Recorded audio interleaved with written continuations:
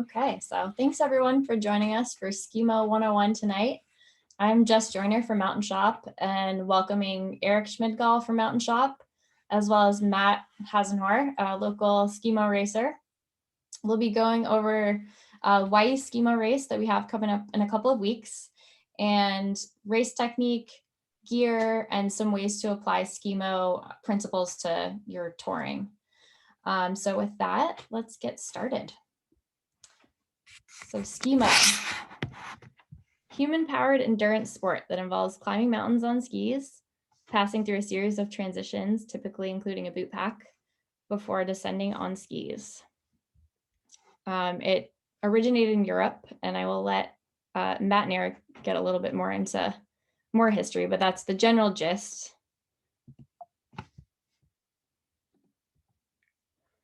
And then our Skimo race. So quick overview.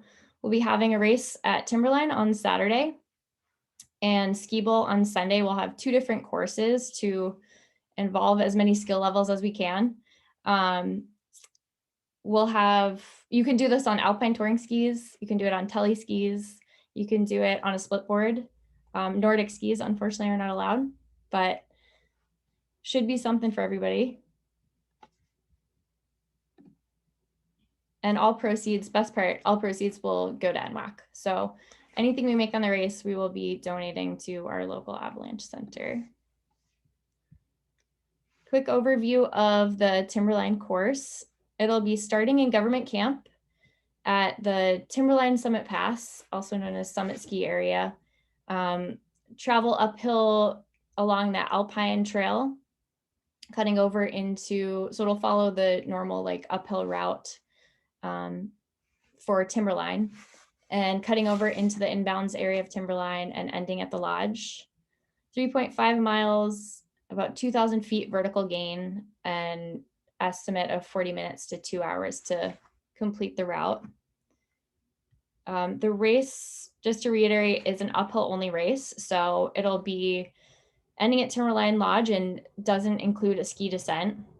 You'll be responsible for getting yourself back down after the race. We'll have flagging up. There will not be aid stations. And we'll also try to shuttle bags up to the lodge, because we'll have the after party and the awards and everything up at the lodge, and we'll be outside. So if you're planning to hang for that, bring warm clothes and we can bring them up to the lodge for you. And also Avi gear is not required for this race since it's going to be inbounds and Alpine Trail is now groomed. So then for the Ski Bowl race, there will be more transitions. That'll be on Sunday, the 27th. There'll be more transitions. So there'll be an uphill section, downhill section, boot pack, and then special transition areas. And these are the flagging colors. You don't really need to remember this, but it will help you with the map. So here's the rec course. This is going to be a 3-mile course with a 1,600 foot gain, 1 to 3 hours duration estimate. And this is all going to be inbounds as well. So Avi gear is not needed. You will need to descend some black diamond runs, as you can see in the red. So it's going to start at Ski Bowl base area and head up the green run there on the right, fire hydrant. Go all the way up. You'll see the yellow boot pack in the center of that green run. At the top of there, you'll transition down. On the red, you'll be skiing down to the warming hut. Then you'll ascend on the right side up that green trail skyline to the top of Ski Bowl Peak and ski straight back down. So you'll do 1 lap on that course.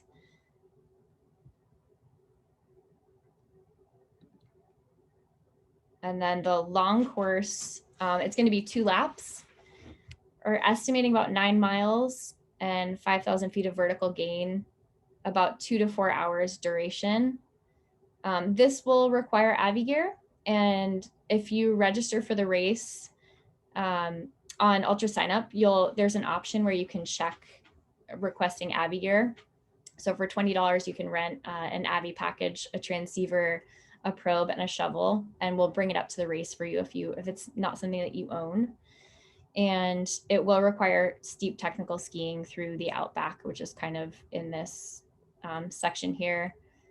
as you can see, it does traverse over to Tom Dick Peak and then, yeah, ski down those chutes and some of the runs that are, yeah, a little bit steeper, a little bit more technical. Also 2 boot packs on this one. So should be super fun.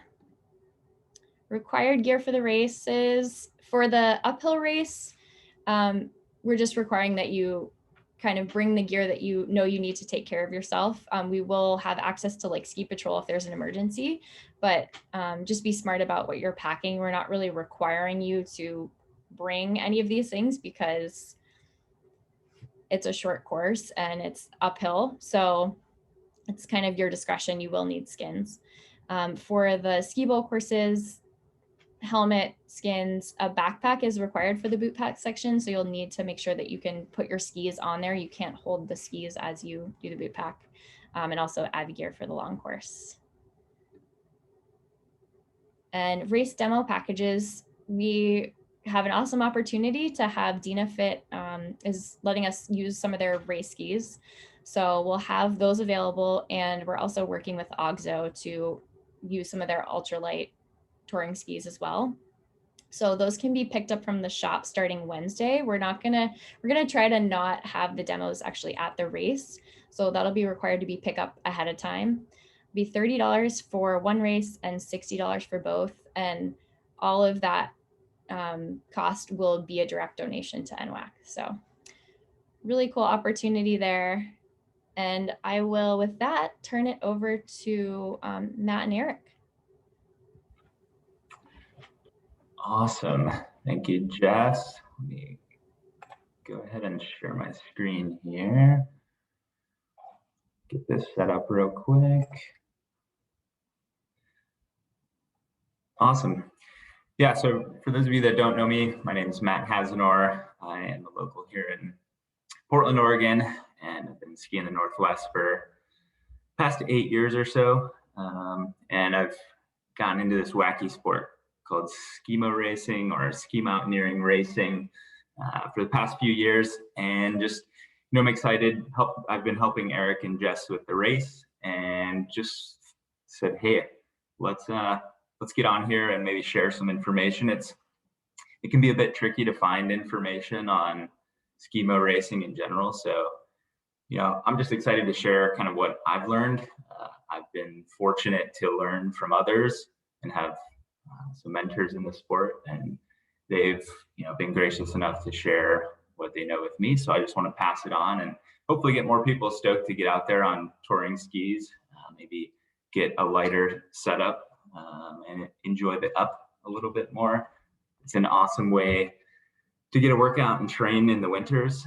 So for those of you who are cyclists or trail runners or runners in general, I think it's a really great way to get in shape in the winter. And also we have a pretty awesome playground to do so. So yeah, I just want to cover today kind of some basics, just general information about gear, some of the techniques, and then also, a little bit about the race formats. I know Jess went through that, going over the races that we're hosting here on Mount Hood. Yeah, I just want to talk about the different race formats and what you might see out there. And really my promise here today is that everyone will walk away with something that they can use like immediately. So if you've got a touring setup now, we're not asking that you go buy a new setup to participate in this, but I want to give you guys some things that you can, next time you go out touring, think about, focus on, and implement, not just to do skimo racing, but to become a more efficient ski tourer and hopefully make the up more fun for you. So let's jump into some gear stuff. So when we're talking about skimo racing, the gear is pretty much the same as what you'd expect for ski touring in general. You've got skis, bindings, boots, poles, skins. You're typically required to wear a helmet for the duration of the race, so that being uphill and downhill. Like Jess mentioned, with the vertical race, when it's uphill only, it's typically not a requirement to wear a helmet, but good thing to have.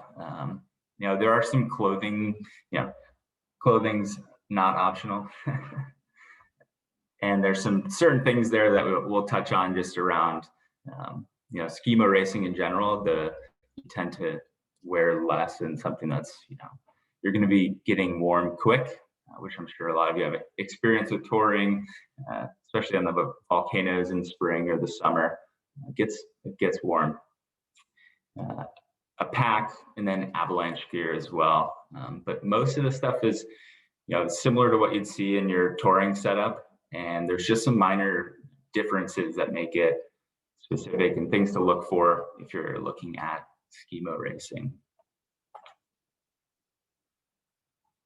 So let's talk about the skis. So with skis, they're going to be shorter. So you're going to ski a shorter ski and a narrower ski. So there's minimum requirements for race skis. So 150 centimeter length for women, 160 centimeter minimum length for men. And then those typical widths are 60 to 70 millimeters. So no, this is not a powder ski, 112 underfoot. It's quite narrow. I think it's a little bit wider than cross-country skis, but yeah, it's pretty narrow ski, which definitely makes people nervous. But I think if you pair race skis or lighter skis, shorter, narrow, with a lighter weight boot, they actually ski pretty well, and the technology's come a long way. Being shorter, they turn really quickly, so you're very nimble, and they hold an edge pretty darn well for how light the gear is. I think many people would be surprised, and I always encourage folks to give it a try. I think you'd be surprised, and it definitely makes a huge difference on the ascent. So if you're doing long ski tours or you're doing skiing on the volcanoes, going with a lighter setup, you can definitely enjoy the down, but you'll really enjoy going uphill a lot more with how well they ski uphill. So for example, I'm 6 foot and 175 pounds roughly, and the skis that I ski on are 168 length, 162 length, and they're 65 underfoot. So pretty small, but they ski really well. I have fun, and I only ski on them just so that way I'm used to it during racing. One thing to note, you'll see that a notch in the tip of the ski. So some of you may have wondered what that's for. So that's where your skin attaches. So with race skins, we'll talk about this, they attach just at the front, ideally, with no attachment on the tail. So they are attached and removed via a little clip or a piece of cord on the front. With bindings, it's going to be, pretty much your tech binding that Dynafit revolutionized back in the day. So pretty much the same deal with the toe. There's a little bit of variation in technology there, but for the most part, if you're familiar with the Dynafit tech bindings, the front is pretty much the same. The heel is kind of the biggest difference with a lot of these. A lot of times on race skis, you'll see this heel piece on the right. And so that has a riser that's going to cover the pins. The 2 pins that go into the heel of the boot are covered by that riser. So there's one riser and it's always there. So that's definitely a difference, is there's no like flat touring mode. So you get basically your boots have more movement in the cuff.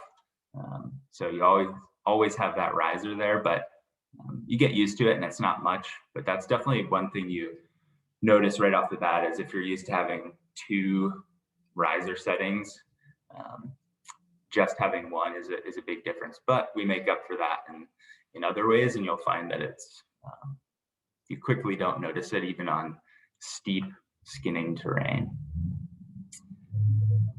Yeah, one thing to note is right now, so you'll notice like on this, there's no brakes. Actually, I think there are brakes on the right one. So the governing body for skimo racing hasn't previously required brakes or leashes for skis, but they internationally just started requiring brakes, and I think you'll start seeing it more where breaks will be required for races, just for your safety and the safety of others around you.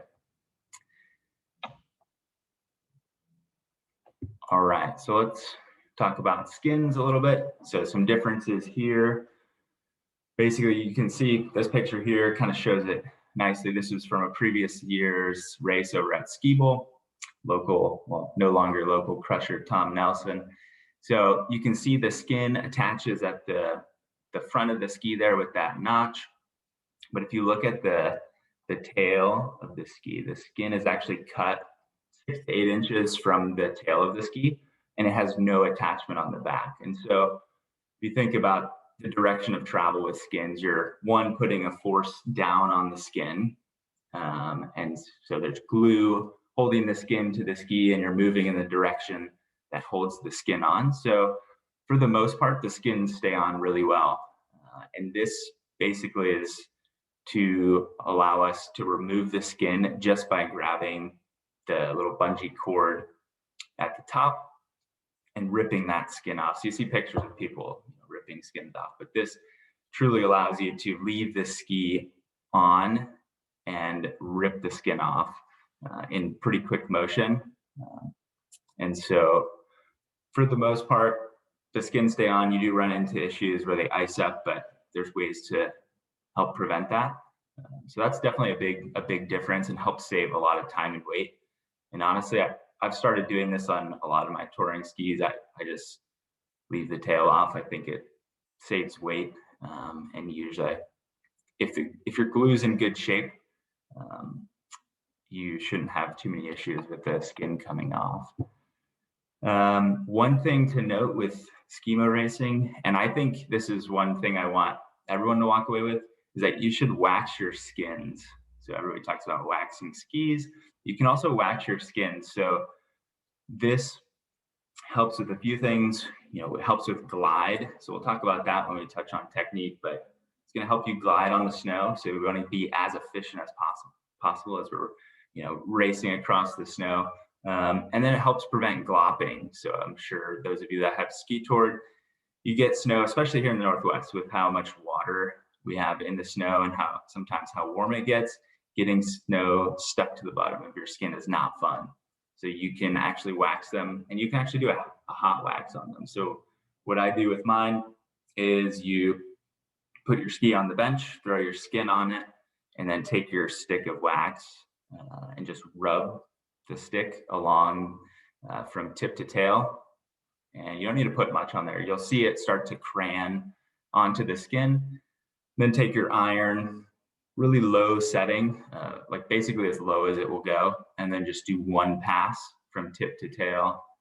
Then take your nylon brush that you use for polishing or brushing your ski after you wax, and just brush from tip to tail, just to kind of break up that wax and those hairs. And I think you'll notice, even for your general touring skis, it makes a big difference on glide, preventing glop, but it won't mess up traction or anything like that. So I highly recommend, in general, try giving that a try. Another thing with racing is always have at least 2 pairs of skins. As you're going up and down, you're ripping skins off and you're leaving your skis on. They're going to get snow and ice onto them, and they'll start to not stick as much. I'm sure folks have experienced that before, when your skin just will not go on the ski. It won't stay there and it falls off. It's frustrating. We call that losing a skin. So you always want to have a second pair of skins, because if you drop a skin, there's not much you can do other than maybe put it in your jacket and let it warm up for a bit. So always having a second set is highly recommended and encouraged. So if you go buy race skis, I would immediately buy 2 pairs of skins, and expect probably about 10,000 feet of climbing before they start to glide really nicely. So before you jump into a race, try and get a few good days out on the skins, gliding them, and kind of breaking them in. And there's some people are very detail oriented on their skins or particular about their skin. So you could go on and on. It's kind of like cross country skiing, if the different base grinds and things like that. But, yeah, I think these are a few general tips that I've learned from other folks that's been helpful. As far as boots go, so basically we want a touring boot that can be used with the pin tech or the tech bindings. We want as much flex in our cuff, kind of that degrees of motion. And I like to match the relative boot weight to the ski weight. So if you have a mid-weight touring ski, you may want to go with a mid-weight boot. If you have a race ski, it's ideal to go as light as you can with the boots. I think the combination, just if you have light skis, light boots, ski them well. But if you have light skis and heavy boots, they just don't ski as well. You don't have as much feeling there. And same things with if you have really light boots, but heavy skis, your skis are gonna, move your ankles around and you're just not gonna be happy. So I try to match roughly a lightweight boot with a lightweight ski and then kind of progress from there. I think you'll be happy. So we also want to minimize the transition time. So in these, like in the Skimo Race, we've got, six climbs and descents there. So that's going to be, roughly 12 times that we're messing with these boots, going between walk mode and downhill mode. So we want to reduce how many buckles we're having to flick or tighten. So you can see this, atomic backland on the left here. We've got the lever for ski and walk mode, and then we've got the upper buckle and the power strap. So you could potentially leave those buckled as tight as you would for the downhill, but you might loosen them. Whereas, something like the Scarpa Alien or the Dynafit DNA, you flick that back lever and that also tightens the cuff. So it's one lever that puts you between skinning and skiing.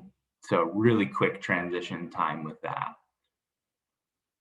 We also want to make sure we have a rubber sole with these boots. That's you're not going to find a ski boot that doesn't have that, but just something to be aware of because you may be on rocks, scrambling in these.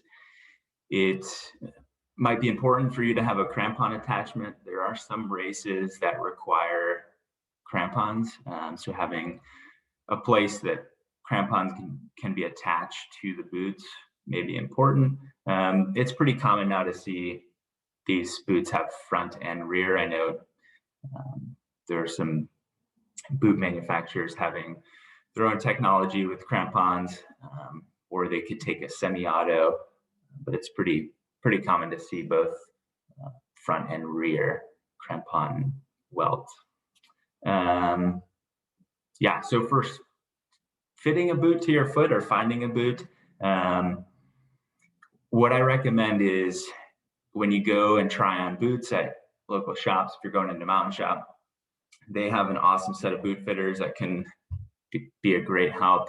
One thing I do like to do is take the liner out of the boot. When you're touring, I think you're putting a lot more force on the forefoot than you might be just in general touring, going a slower pace. So as you pick up the pace, I think the forces change within the boot. So take that liner out, and I like to put weight on my forefoot, stand almost on your toes, like you're really pushing back, and see if the sides of your forefoot, so like where maybe bunions would be, things like that, see if they touch the shell of the boot without the liner in there. And if they do, maybe look at a wider boot, or making sure that you have a plastic lower that can be molded or punched out so you can give enough room, because you really want to have enough room in the forefoot and really in the boot in general So that way, you have your feet can, sit there comfortably, but then also that will help prevent blisters, any, associated pain, because we're doing this for a few hours and it's a lot of repetitions. So, I think blisters are definitely pretty, common. I think they can be prevented though with proper boot fitting. Maybe try 2 pair of socks. Tape your foot if you're getting blisters, because again, you're going to be sweating. So it's kind of like worst case scenario for blisters if you don't have properly fitting boots, just with how wet your feet can get. So definitely take the time to find a boot that fits well, and is comfortable with when moving and walking around like that.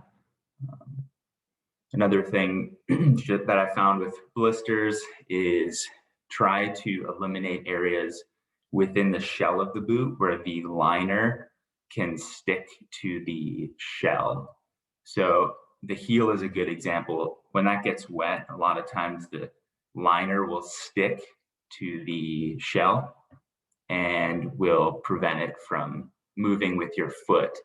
And so then you get your foot moving within the liner, and the liner stays with the shell. So there's these pads that you can put in there that help the liner slip on the inside of the shell and stay with your foot and not with the shell. Yeah, so that's on boots. So let's talk about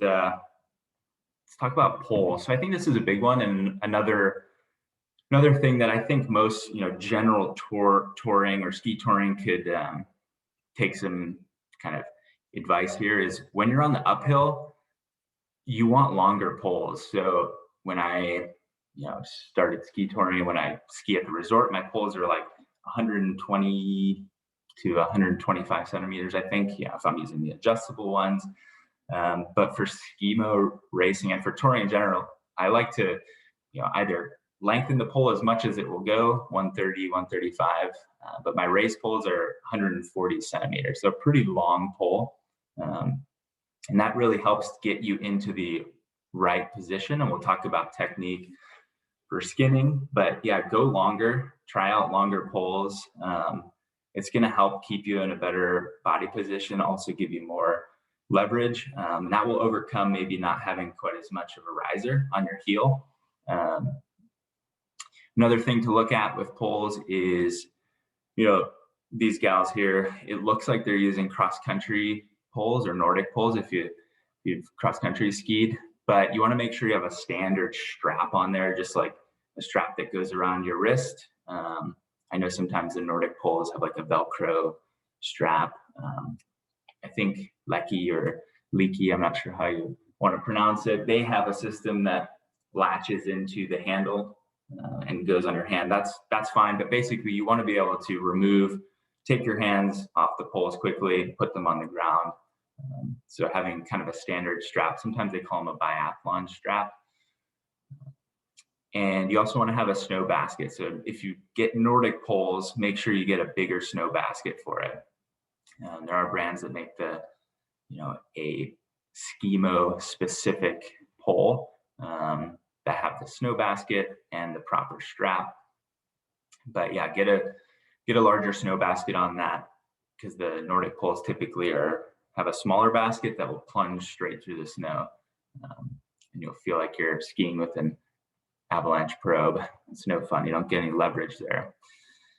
And if you're looking for a race pole, no points of adjustment are preferred. So you don't, just getting as much power through the pole, reducing the points of things to fail, moving parts, and also reducing weight. So you can see here, these ladies' poles do not adjust. So if you're looking to get into racing, this might, getting a pole that doesn't adjust might be something to look at.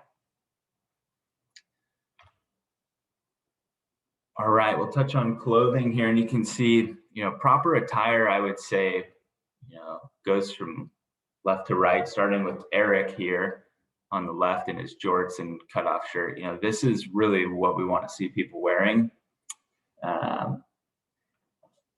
to win the costume contest.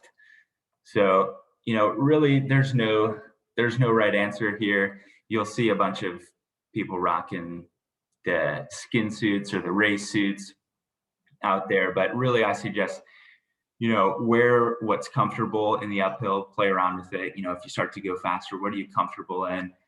You hear a lot of times, be bold, start cold.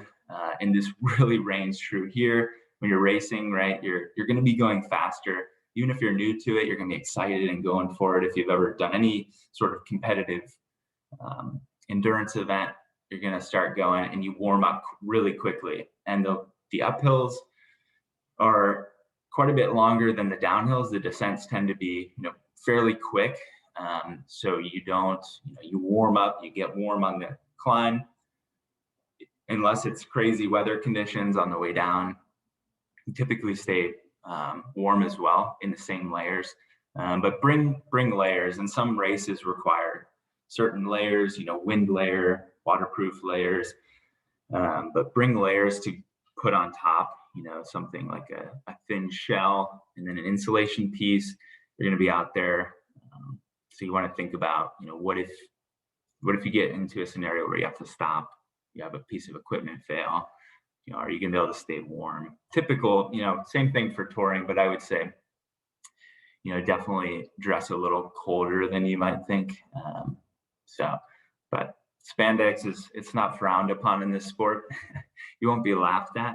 It might feel silly, but the race suits, like you've seen in some of these pictures, they look funny, but they do actually have some, have purpose, and they're designed really well for this sport. So they, like in the picture on the right here, they have a cuff that goes over the boot really nicely and has the buckles protrude through the suit. There's also typically external pouches or pockets on the front, like the chest area for your skin, so you can quickly stash them. On the inside, within the zipper, there's usually more kind of pockets for skins, and then also a zippered beacon pocket, separate from everything else, which is really nice. So I'd say, if you're getting into the race suit is a great way to go, and it's super comfortable while you're out there, keeping your temperature appropriate, and storing all your stuff. Let's see, other clothing items. I mentioned maybe wearing multiple pairs of socks if you have blister issues. Gloves. I like to wear a really thin pair of gloves with some grip on the front, but then I bring an insulated one, and then they make some like down mitts or some really warm ones in case you need to stop for an extended period of time. They also make ones that have like windproof covers that go over the hand that are really nice, like a mitt almost. Basically, I try and think of, okay, what's the least amount I can wear to keep my hands covered, use my poles, but then also allow me to put something over my hand or cover myself quickly, and adapt to the changing conditions. As far as headwear goes, we're going to be wearing a helmet. I typically wear like a light hat or some sort of headband underneath the helmet just to cover the ears. But I try not to put too much on my head, because again, it's gonna get soaked with sweat, and then it's gonna get cold. So just having enough to keep you the right temperature but cover skin, I found works really well. All right, so that's kind of the gear. I think you find the gear is definitely different in some respects, but for the most part, it's all kind of the same things, just different. A lot of times reducing the weight and increasing movement. So this is another thing that I want folks to take away here is, how can we use skimo racing to improve our uphill technique? And I think this is something you can walk away with today and apply tomorrow if you go on a ski tour. Really, we want to keep our upper body relatively straight. You may lean forward, so hinging at the hips rather than arching the back. I thought this guy here is in a pretty good position. He's got a fairly straight back. And so when he goes, he's keeping his weight on his heels, engaging those skins on the ground. And then also he's rotating, when he plants that pole. So that's probably where he planted that pole and about as far forward as he went. So you can see the longer pole, he's not planting his pole in front of his foot. So a lot of times when you see people ski touring, you plant the pole out in front of your foot. But here you've got a longer pole. So keep your arms basically exaggerated, keep them at your side and plant the pole almost back behind you. And that allows you to stay in that upright position. And then also when it gets steep, you're overcoming that lack of an additional riser by keeping upright, keeping your weight on your heels, and using that force to kind of drive through your arms. So again, keep those arms down to your side and really rotate through your elbow more. And you'll see folks do this, and you can look up videos of people moving like that. And it really makes a big difference keeping that kind of upright position, just straightening your back and planting your pole further back. But again, you do need longer poles to do that. So plant the pole, if your pole's adjustable, lengthen it and plant it further back behind you, keeping that body upright even when it gets steep, and keep that weight on your heel. Don't lean forward onto your toe. That's going to help your skin engage when you do plant, so that way you can push off of it to push the other foot forward. Engage your glute muscles. So don't rely on your quads out there. Try to, again, keeping that straight back, you'll engage the glutes. Talk a little bit about physiology here. I think you'll find that the glutes are actually the biggest muscle or the strongest muscle in your body. So engaging those, you're going to be more powerful as you climb the hill. You'll find you get less sore if you do that. I think runners are used to this. They say recruit your glutes, which I always remind myself to do that. Another thing we can do is slide the ski rather than lifting the foot. Especially if you have a heavier setup, the less amount you're lifting that foot off the ground, the less work you're doing. So really try and glide that ski forward and stay on that skin. Again, another reason to wax those skins to get as much glide as possible.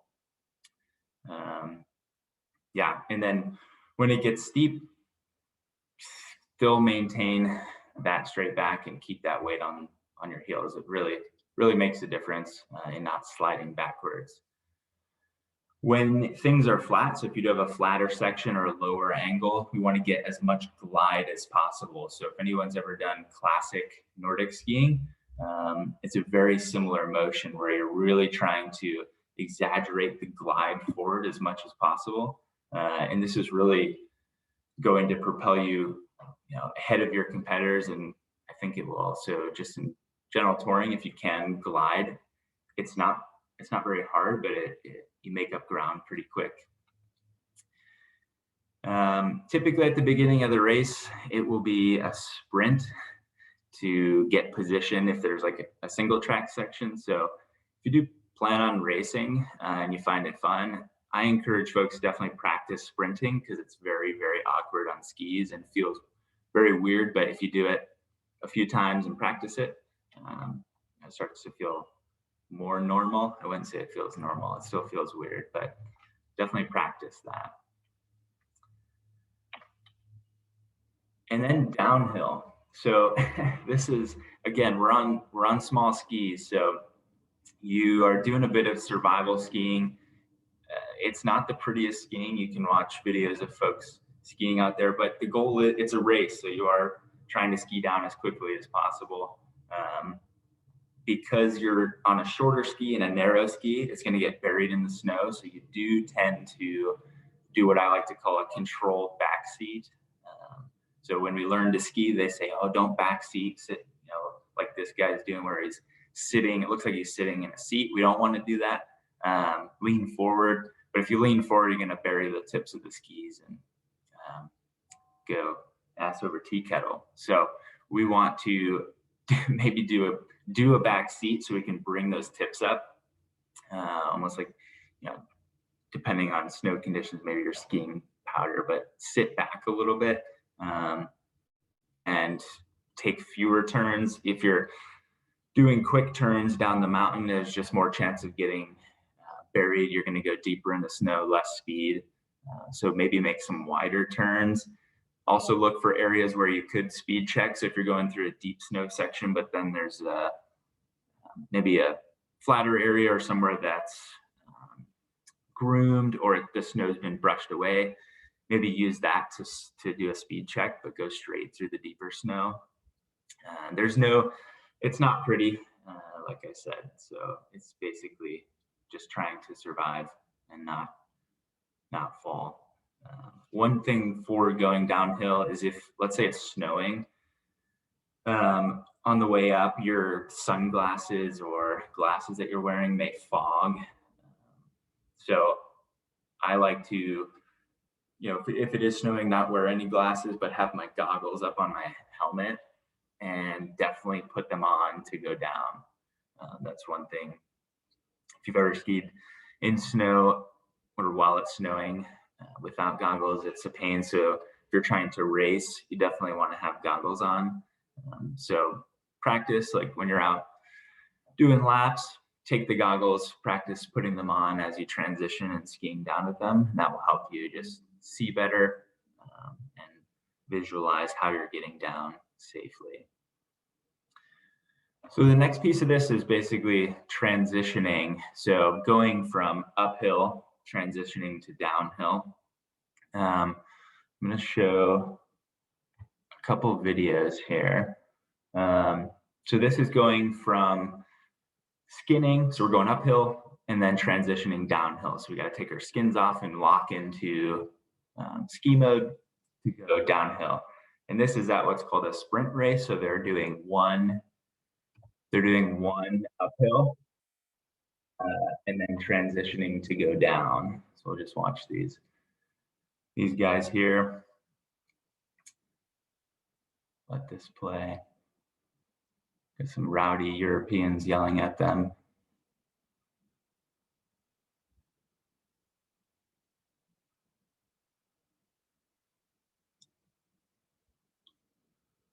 All right, so this guy on the left, he locked his boots, locked the bindings, took his skins off, and down he goes. So we'll do a slow-mo. So he comes up, drops the poles on the ground, locks his boots right there, flicks the little heel risers up, grabs the skin, rip. And here, they don't care how messy it is because they have one descent to go down. But ideally, you rip them off and fold them a little bit nicer than that. But I think the split boarders here will probably be happy to know that they are in their own category. Now, jokes aside, I think, this is definitely why, the skimo racing and skiing in general, it is faster to transition, but we want to have the split boarders there. So I just joke. But yeah, so that's going from skinning to skiing. So again, you get to a transition, you're going to put your poles on the ground because you can't do what you're trying to do with your poles in your hands, and you're going to hurt someone. So it's actually a rule at races that your poles need to be on the ground. And then I think boots, bindings, skins, and this is for both transitioning from skinning to skiing and skiing to going back uphill skinning. So boots, we're going to bend down and we're going to lock our boots into ski mode. We're going to adjust the bindings to be able to ski downhill. So whether we're flicking the heel risers up or maybe rotating them, rip the skin off. And as we're ripping the skin off, we're going to lock our heel into ski mode. We want to make sure that our skins are stowed away. So if we're putting them in our jacket, make sure that they are completely in our jacket and not hanging out like you're going to drop it. There's actually penalties in the official rules for having a skin exposed or hanging out of your jacket. And really, I think this is just in the mountains, it's a safety thing, right? If you lose a skin and you're descending somewhere, you could be stranded and not have a way to get out as quickly. So it's part of the rules. Another thing to keep in mind is if it's cold out or if you have a long descent, keep the skins as close to your body as possible to warm them back up and melt any snow or ice that got on them. And that will really help to, once you get down, they'll be ready to go and stick to your skis. So sometimes if you're rotating two pairs, you can keep one close to your body and then stash the other one and then use the other set when you get down. So let's look. So when we get to the bottom and we need to go back up, we're going to do the opposite. Put our skins back on. And again, here we're thinking poles on the ground is first thing, and then boots, binding skins. Both transitions, boots, binding skins. So I'll play this video here from Uphill Athlete and Mike Foot. So he comes in, poles on the ground, unlocks the back of his boots, unclips his binding, flicks the little heel lever, wipes his skin, so wipe the snow and any water off the bottom of the ski, and put your skin back on. And definitely take the extra time, which doesn't look like it here, but take the extra time and make sure it's on and no skin is exposed off to one side. That's how you get snow and ice on there. So boots, bindings, and skins. He clips back in, locks his lever, grabs his pole, he's off. So what was that, like 30 seconds or so? Really, really quick and allows for fast transitions to get between skinning and skiing and vice versa. So really the 2 points there I wanted to point out were wipe the ski before you put your skin on, and then take the extra couple seconds to make sure your skin's on properly. It will go a long way. I think that's what I had on transitions. Yeah, let's talk about race formats. So just talked about the vertical race that we're doing at Timberline. So there's a number of different race formats in Skimo racing. So we've got the vertical race, which is an uphill only, usually somewhere in the neighborhood of 1,500 feet to 2,500 feet of a climb. They tend to be steeper. Our race up to Timberline has a couple sections that are fairly steep, but it's a little bit longer than what you might see in a typical vertical race. And then there's the individual race, which is like what we have over at Ski Bowl in the recreational course and the long course. Those are both what we would call an individual race. So you're just racing as an individual, and it's a combination of uphills and downhills as well as boot packs. Then there's the sprint, which the sprint is kind of a funny event. It's usually about 4 to 5 minutes long, and you do one climb and one ski descent, and the courses are pretty much always the same format. But basically it's you skin up a ways, and then you have a boot pack, and then you skin up a little bit more, and then you transition to skiing and ski down to the bottom. There's also team relays that you can do. So there's a few races in the US that have team relays. This is super fun, but basically you do it with 1 or 2 partners, and you all have to come into transitions within 30 seconds of one another. So pretty much you're out there having a good time with a friend, and going through the terrain, navigating the terrain together. It adds a fun challenge to it. You can also tow each other.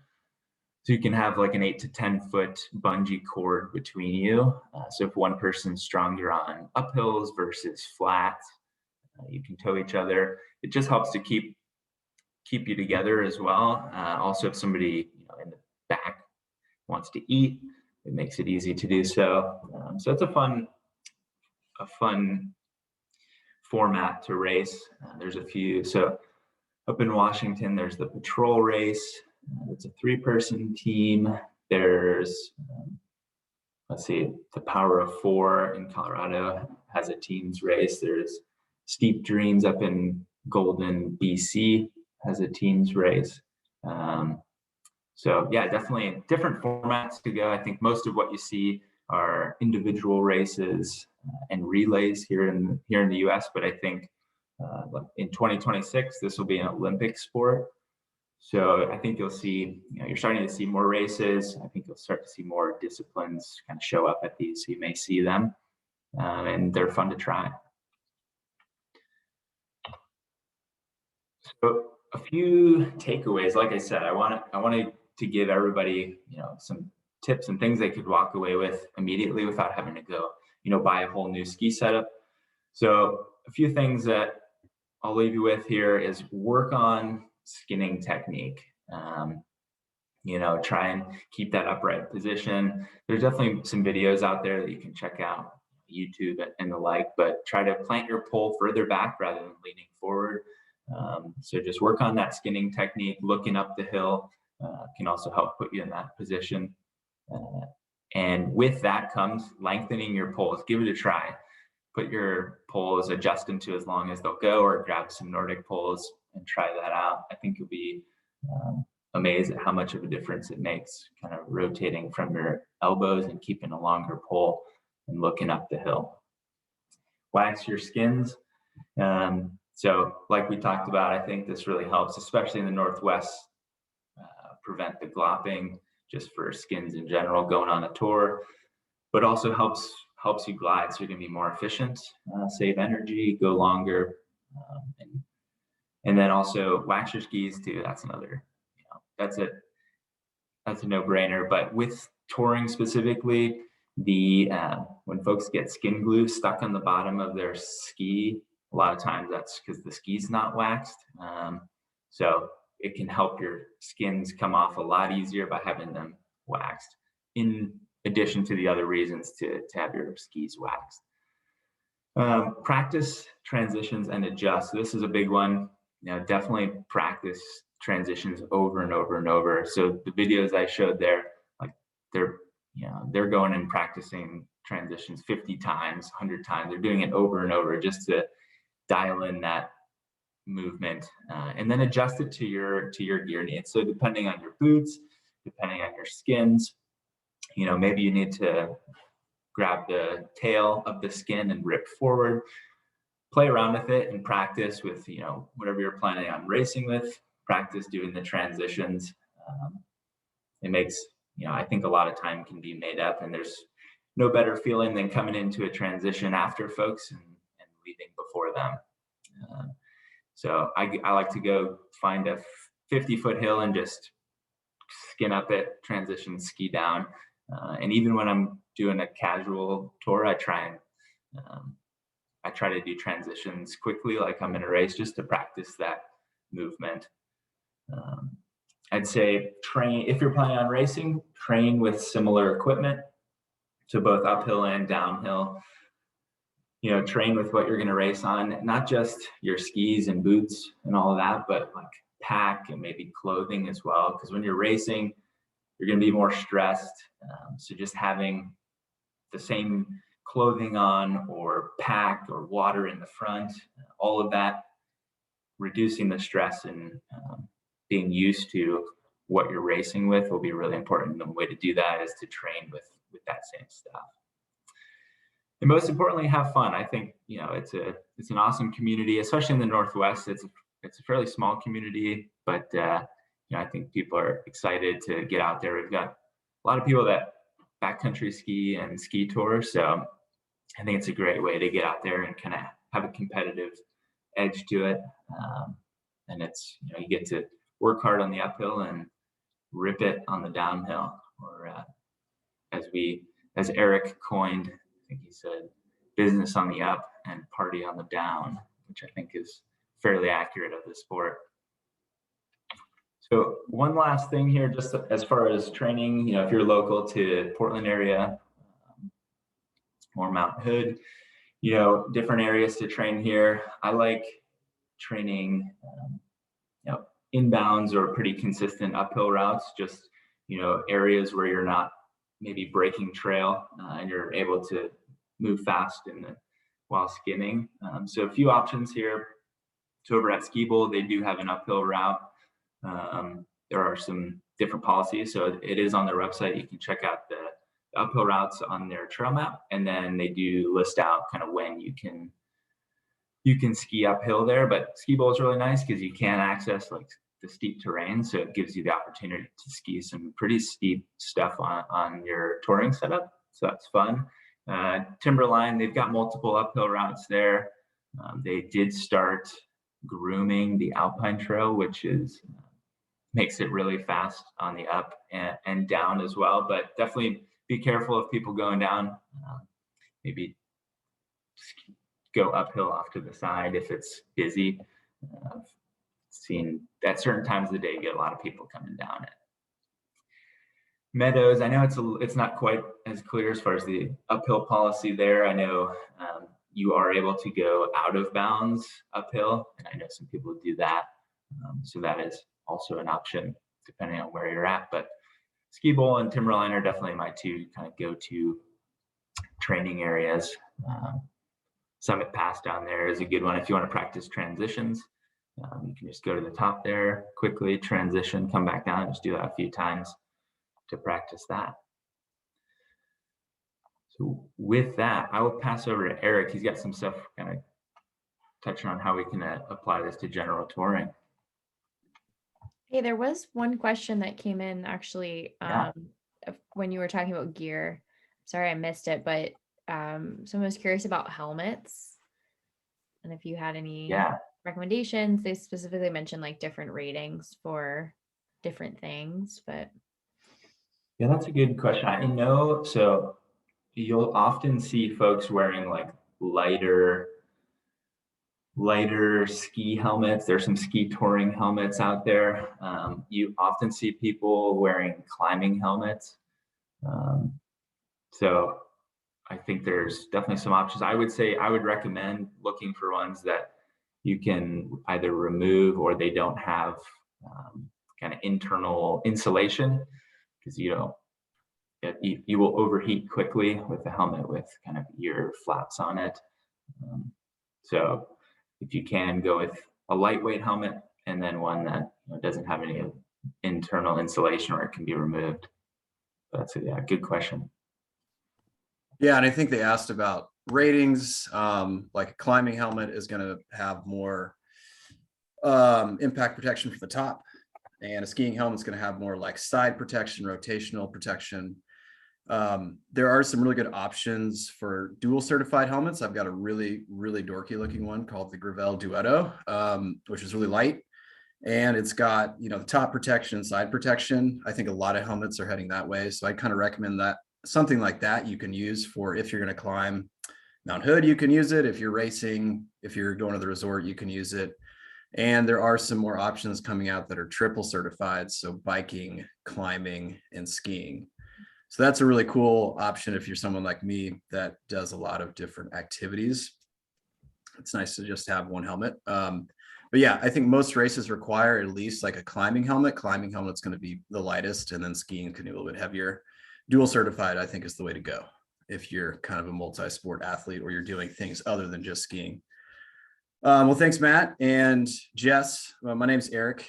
I've been at the mountain shop for about 4 years. I've been backcountry skiing for about 4 years. Before I dive in too much, I want to say thank you to Jess. She's our marketing manager, and she's been doing a great job getting this race set up. The Wy'easter Skimo Race has been happening for quite a while, and it's a big undertaking. And so I wanted to say thank you to her. It's not an easy job. We got a lot going on. I also want to say thank you to Matt. This is not Matt's full-time job. I do this for a living, talk about skis and racing and all that stuff. And he's here on his free time helping us out. And he's hopefully going to make our race series better than ever this year. So thank you, Matt. And clearly, Matt's got a lot of knowledge. I met Matt the first time Ski Bowl race a couple of years ago, and I think we came into a transition around the same time as each other, and he left like a minute and a half before I did. So yeah, I mean, he's a great skier, a great racer, a great resource if people are looking for information about that. I personally, I would describe my skiing like many things I do, you know, poorly but enthusiastically. Like I really like skimo racing. I'm not a great racer.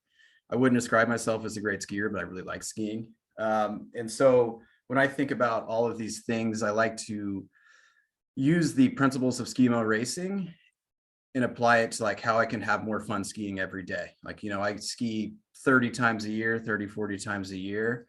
And I've found that using the principles of skimo racing can help me ski more, have a fun time, be safer.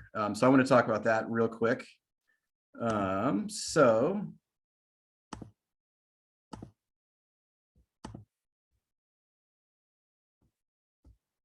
so the first thing I want to talk about is, you know, there's a few things in skimo that are really important. One thing is being fast. And I think being fast is not just important in racing, it's fast in the mountains. There are a lot of objective hazards that we face as backcountry skiers, and moving quickly in certain situations is really important. This is a picture of Loveland Pass in Colorado. And up here to the left, you can see is Mount Snicktow. And this is a really popular backcountry skiing spot. A lot of people drive up this road and park, and then they kind of cross this little drainage right in the middle, the bottom middle of the photo. And you have to cross under this huge slope. And so this is a situation where it's really important to move fast. And so if you have done some racing or training, you know, you can turn on those jets and like haul ass across there, and then you can get to the more mellow terrain across the drainage. Eric, Yeah. sorry to bust in. We can't see your slides. Did you do screen share? Okay, sorry. Yeah.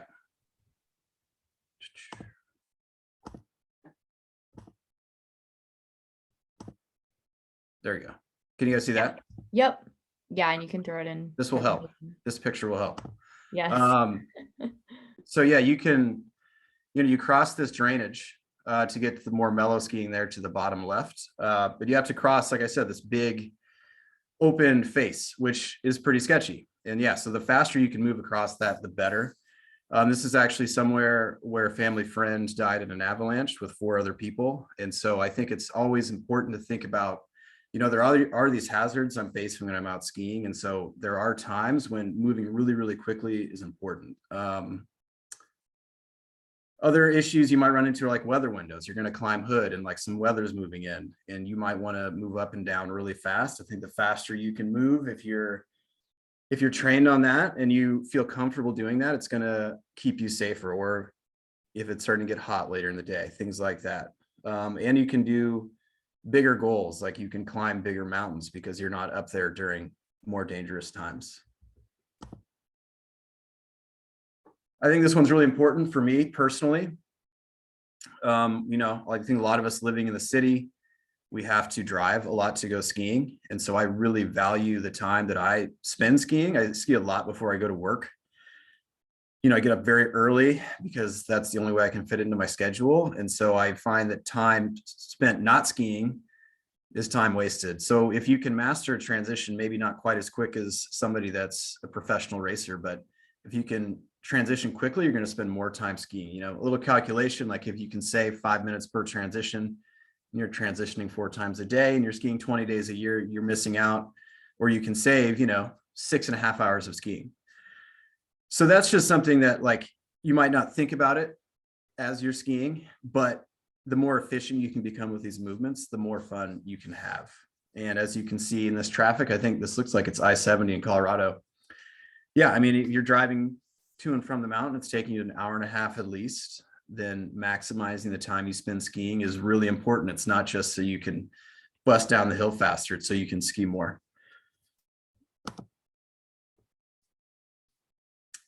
One more important thing about skimo racing is really lightweight gear. And Matt brought up all this very race specific gear, which is great if you're racing or if you have experience racing and you want to reduce weight as much as possible. But there are a ton of options out there that are somewhat race inspired that will also be really great if you are skiing year round or skiing volcanoes or skiing at the resort. I've got a picture here on the left. That's the Atomic Backland Ultralight 78. That's a ski you can race on, but also like go ski really steep stuff on volcanoes in the spring. And you can ski it, it's not super fun on breakable crust or something like that, but it's a much more versatile ski than a race ski. Just like these bindings in the middle, I own these bindings called the Superlight 150. Really versatile. You can ski them really hard. You can ski them at the resort, but they are very light, but they've got an adjustable release, unlike a race binding. So something like that is a really great option if you are looking to get into racing, but you don't want a binding that is only for racing. This binding has like a race flap, so you can have really, really quick transitions, but it's also got a flat mode for flatter skinning and things like that. Then on the right, I've got an example of a boot. It's not a race boot, and it's not like a heavier touring boot. It's kind of somewhere in the middle. This is the Scarpa F1.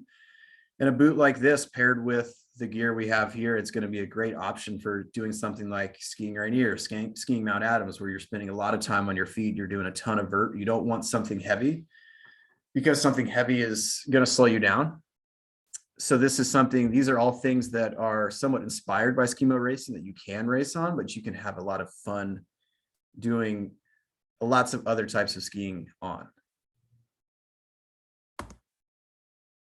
And I think maybe the most important part for me when it comes to Skimo racing and Skimo gear and lightweight stuff is just like lightweight stuff can make it easier for you to do more ambitious trips. Things like more vert, multi-sport, bigger mountains, bigger objectives. This picture here is when I rode my bike to Mount St. Helens from my house here in Vancouver, Washington. And I skied it and I rode my bike back in a day. And I've had some race skis here on my back on a backpack. Like I didn't really plan this trip that much. I just, a couple days before, I realized I could take the time off work and the weather was going to be nice. And I had these really lightweight skis that I could put on a backpack and ride my bike out there and go ski. And that's like something that really inspires me to keep skiing and keep getting out there. And I couldn't do it without lightweight gear. If I had skis that were 3 times as heavy, like I never would have made it. My back would still be injured probably. But with this setup, I was able to just get out there and go have this incredible experience. And so lightweight gear can open that up for you. I raced on these skis, but also I went and had this incredible day on those skis. So that's something I encourage people to think about, is like this going light isn't just so you can, be faster in a race, or so you can beat your friends as you sprint up Palmer. It's so that you can do bigger things and better things, and you can achieve, things that maybe you have dreamed of for a long time. Like I've dreamed of skiing St. Helens ever since I moved to Vancouver, like riding from my house and skiing it. And like race skis really helped me do that. I did a race about 5 days after this excursion. I didn't do very well because I was pretty tired, but I did the race on the same skis. So, there's tons of options that racing or racing inspired skis and equipment can open up for you. And I think what I really want people to note as they say you're listening to this and it's something that interests you, you've been browsing the internet, you listen to Matt, you're like, oh, this is awesome. I want to get the lightest gear I can, and I want to get uphill, and I want to wear spandex or get my race jorts on. There are a few things that, is really important, is that's do what's right for you. Like Matt was talking how to boot fit, like get a boot that fits. Like go on skimo.co and look at boots, but don't buy the $2,400 race boot because that sounds super cool. Or don't go on Blister Review or Outdoor Gear Lab and get the boot with the highest rating. Get something that fits your foot. If you get a boot that fits you, you're going to have a great time. If you get a boot that doesn't fit you, you are not going to be happy no matter what. So that's like, even if you have to get a boot that's a little bit heavier, highly recommend. Buy skis that you will have fun skiing in, the conditions you ski in. So like if you love going to the resort and skiing powder and you're only going to have one pair of skis, don't get race skis. You can ski powder and race skis. Like I've done it. It's kind of like water skiing, but I can't recommend it. Right. So have an honest discussion with yourself about like, what am I going to be doing with this? Am I going to be skiing is like the main purpose skiing a volcano? Maybe I need to get something that's a little bit heavier, or am I just going to be racing? Or like, do I want to go to the resort as well? And then last thing I think really important is bindings. If you get a super lightweight binding, it's not going to release as well. And it's lightweight for a reason. That means that's because you're stripping things away. You're stripping away releasability, you're stripping away reliability. And you can ski race bindings really hard. I skied St. Helens, I've skied St. Adams on race bindings. You know, people have done really ambitious things with race bindings, but just be aware that, you know, if you fall on them, there is less chance that you're going to release properly, things like that. So educate yourself on the gear you're going to be getting, you know, listen to the people that you're skiing with, go to the mountain shop, go to skimo.co, go to all these resources and kind of formulate what exactly you're going to be doing and find the right gear for you. You know, like I'm racing Matt this weekend at Mount Ashland, and I'd love to keep up with him. But you know, he's probably faster than me, and like, it's not going to help me to buy a $2,400 pair of boots to keep up. Right. I need to use the gear that works for me. And if I can keep up with him by being a little bit more fit, great, but probably not. Right. So you need to think about these things when you're putting together your kit. So the takeaway for me, it's like race speed is going to keep you safer in the mountains. You know, when we go out the mountains, the most important thing is coming back, and moving quickly is going to help you do that. More efficient and intentional movements, you're going to ski more. I like to ski to, you know, have fun. And if I can rip skins and transition really quickly, I'm going to have more fun. Lightweight gear, there's tons of options out there that you can tour on that is highly capable, that is not race specific. Lightweight gear is going to open up a world of possibilities. Like there are a huge array of things that you can do that heavier gear will hold you back on. If you get a little bit lighter stuff, it can open up your world, literally. So that's something I really encourage people to think about as they're getting their kit. And then, you know, fast, lightweight, all these things are relative. You know, fast for me is different than fast for a World Cup Skimo racer, or is different for somebody who just started skiing this year, right? And lightweight's the same thing. Like lightweight to me, like my setup, I think is pretty lightweight. It's going to be pretty heavy compared to people that are racing professionally.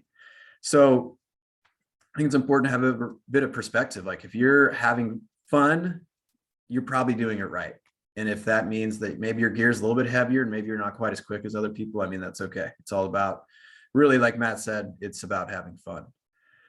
So yeah, as you leave today, if we see you at the race, if I see you out there in the mountains, see you at the shop, I love to talk about all this gear. This is, you know, one of my passions. I'm really into human powered movement, and skiing is like the best way to do it in the winter. So yeah, come to the shop, come to the race. You know, if you can't wear spandex, wear cutoff jean shorts. They hold skins really well in the back pocket. And yeah, come have fun with this. Come have fun with us. I think Skimo racing might have a bad rap for being somewhat intimidating, and I don't think it should be. So I think that's all I have for this evening. Great. Thanks, Eric. Yeah. Yeah, thanks everyone for joining us and participating. Oh, you know what? Sorry, there was one other question before we wrap. The F1 Scarpa F1s, are those she says they get classified as a non-3 buckle boot, even though they aren't a true race boot. Do the F1 boots get classified as a non-3 buckle? Yeah, they're definitely not a 3 buckle boot. I mean, they're kind of like almost like a no buckle boot. Usually the boots, like the buckles on these lighter weight boots, are like kind of these plastic, you know, they're not really robust. So yeah, I would say it's definitely not a 3 buckle boot. It's kind of like a 1 buckle with the boa. So yeah, it is kind of like that is going to be like a race inspired sort of boot, but not quite as hardcore as some of the really, really lightweight things. And I think an F1 will ski pretty well too. Like you could ski a relatively heavy ski with an F1 boot. So yeah. Cool. Okay. Thanks for answering that. Yeah, so we're wrapping up. Thanks everybody for joining and participating. Again, big thanks to Matt for spending your evening with us and sharing all of your knowledge. It was really helpful. Eric, thank you very much for everybody sharing everything that you've done and sharing your stoke just to help us maximize our skiing time. That's what's important. More skiing. If you're on the call tonight, you'll get a 10% coupon for the Skimo Race. So you'll get a discounted entry if this got you excited to sign up. And this will be posted on YouTube. So I'll just send out a follow-up later tonight. Yeah, we hope you'll register for the race at the end of February and help us raise money for NWAC. We're really excited to see people in person. So hope to see you there. Thanks, everybody. Bye. Thanks, Good night. everybody. Bye.